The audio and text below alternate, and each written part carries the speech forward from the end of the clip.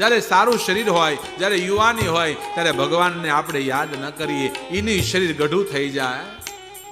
ઘરના બોલાવે નહીં, છોકરા બોલાવે નહીં, અને ત્યારે મનમાં વૈરાગ્ય જાગતો હોય. જ્યારે શરીર ગઢું થાય ત્યારે આપણને પસ્તાવો થાય. ત્યારે ઘણા તો ગઢા થાય તો ભગવાનને યાદ નથી કરતા. આમ અંતકાળ હોય ને તોય ભગવાનને યાદ ન કરે. વિચાર આવો કે આ કઈ ભોગ વાસનામાં ડૂબેલા છે. આ બધું છોડી અને કેદી ઈશ્વર યાદ આવશે. એટલે જ અમારે શંકરાચાર્ય કહે છે, ભજ ગોવિંદમ ભજ ગોવિંદમ, ગોવિંદમ ભજ મૂઢમતે, પ્રાપ્તે સન્નિહિતે મરણે, નહીં રક્ષતી ડુકરુઈ કરણે. ભજ ગોવિંદમ, હે જીવ ભગવાનને ભજી લે, ગોવિંદને ગાય લે, તું ગોવિંદ નો થઈ જા. આ તારી માયા, જંજાળ, વિદ્યા, ધન અંતકાળે કાંઈ કામ નથી આવવાનું. અંતકાળે તો ભગવાનનું ભજન જ યાદ આવવાનું. અંતકાળે તો રામનું નામ જ યાદ આવવાનું.